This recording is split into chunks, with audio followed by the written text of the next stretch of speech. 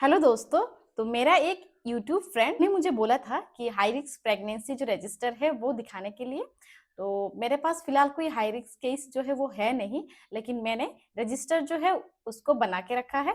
तो चलिए वो वाले रजिस्टर को अभी मैं दिखाती हूँ। हाई रिस्क केस को लेके मैं एक चीज बताती हूँ, जैसे कि जब वो पहली बार हमारे पास चेकअप के लिए आता है और हम आइडेंटिफाई करते हैं कि वो हाई रिस्क प्रेग्नेंट वुमेन है, तब हम लोग को क्या करना चाहिए। जब हम उनको ये एमसीपी कार्ड देते हैं, ये एक सैंपल कॉपी है मेरे एसडब्ल्यूसी का, तो हम कोशिश करेंगे कि एमसीपी कार्ड के साथ जो रेफरल फॉर्म्स है, जैसे कि ऑरेंज और रेड रेफरल फॉर्म जो है, ये दो रेफरल फॉर्म हम इस एमसीपी कार्ड के साथ ही उनको दे दें, क्योंकि पता रहे कि कुछ टाइम पे वो हमारे पास आए जबकि हमारे पास रेफरल फॉर्म जो है वो अवेलेबल नहीं है या फिर अवेलेबल करवाने के लिए थोड़ा सा टाइम लगे। तो उस टाइम के लिए हर एक हाई रिस्क केस जो है उनके साथ हमें ये दो रेफरल फॉर्म जो है वो देना जरूरी है, क्योंकि अगर हम ये दो रेफरल फॉर्म जो है वो देंगे तो अगर बहुत इमरजेंसी कुछ होगा तो हम रेड के साथ उसको रेफर कर सकते हैं, और अगर थोड़ा सा कम इमरजेंसी होगा तो हम ऑरेंज के साथ उनको रेफर कर सकते हैं।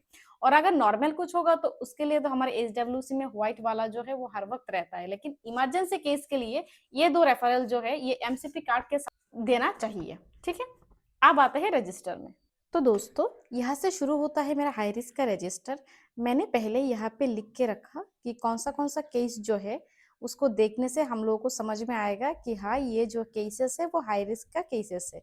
जैसे कि मैंने यहाँ पे लिखा age less than 18 and more than 35, height जो 145 सेंटीमीटर से कम है, एच बी जो 7 ग्राम पर से कम है, बीपी जो है 140/90 से ज्यादा हो, प्रीवियस सिजेरियन सेक्शन या फिर स्टिल बर्थ हो, मल्टीपल प्रेगनेंसीज, गेस्टेशनल डायबिटीज हो, माल प्रेजेंटेशन हो, सीवियर अंडरवेट हो, ट्यूबरक्यूलोसिस हो, एपिलेप्सी का हिस्ट्री हो या फिर सीजर का हिस्ट्री हो, हार्ट डिजीज हो, थायराइड डिजीज हो, एचआईवी पॉजिटिव हो, हेपेटाइटिस बी पॉजिटिव हो, पुअर न्यूट्रिशनल और सब्सटेंस एब्यूज के अगर कोई केसेस है, lack of family support, malaria, dengue infection, low fundal height, उसके बाद ब्लीडिंग ड्यूरिंग प्रेगनेंसी। तो ये कुछ केसेस है जिसको मैंने लिख के रखा कि अगर ये सब केस में कोई मिलता है तो हम उसको हाई रिस्क समझ सकते हैं। यहाँ से रजिस्टर शुरू होता है।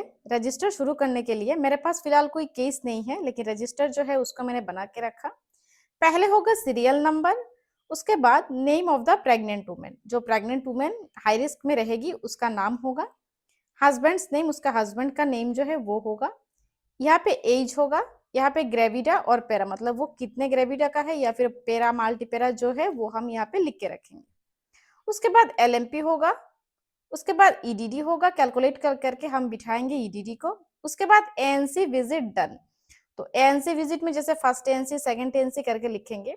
फर्स्ट एएनसी में हम लोग देखेंगे एचबी का परसेंटेज, उसके बाद blood group, RH type, urine protein कितना है, आरबीएस चेक करेंगे, हेपेटाइटिस चेक करेंगे, एचआईवी को चेक करेंगे, वीडीआरएल को चेक करेंगे मतलब सिफिलिस को, मलेरिया को देखना है, बीपी को देखना है, हाइट और वेट जो है उसको मेजर करना है। ठीक है, तो ये है फर्स्ट एएनसी का। आपको पता है कि फर्स्ट एएनसी में क्या क्या देखना है। उसके बाद एएनसी विजिट जो है वो हाई रिस्क के लिए 3 एएनसी जो है वो ज्यादा होता है, जैसे कि नॉर्मल प्रेगनेंसी में 4 एएनसी रहता है, तो हाई रिस्क में 7 और मोर। तो फिलहाल मैं 8 को लेके चलती हूँ कि हाँ, 8 टेस्ट जो मतलब 8 एएनसी चेकअप जो है वो प्रेग्नेंट वुमेन को या फिर हाई रिस्क प्रेग्नेंट जो है उनको ज्यादा करवाना है। उसके बाद है रिस्क फैक्टर। तो रिस्क फैक्टर में जैसे कि मैंने यहाँ पे लिख के रखा था, इनमें से जो भी रिस्क फैक्टर होगा उनको हमें यहाँ पे लिखना है कि रिस्क फैक्टर जो है वो कौन सा है।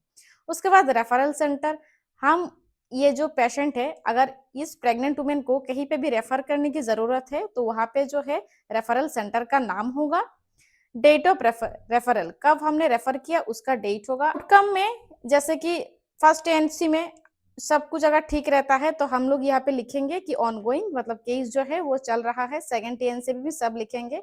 अगर एबॉर्शन होता है तो एबॉर्शन लिखेंगे, अगर स्टिल बर्थ होता है आउटकम में तो स्टिल बर्थ लिखेंगे। तो इस तरीके से जो है हाई रिस्क का केस यहाँ पे मतलब रजिस्टर जो है इस तरीके से मेंटेन करेंगे। तो ये हो गया मेरा हाई रिस्क का रजिस्टर। अगर आपको ये वाला वीडियो अच्छा लगता है तो कमेंट में जरूर बताइएगा। आज के लिए बस इतना ही, फिर हम लोग मिलते हैं अगले वीडियो में।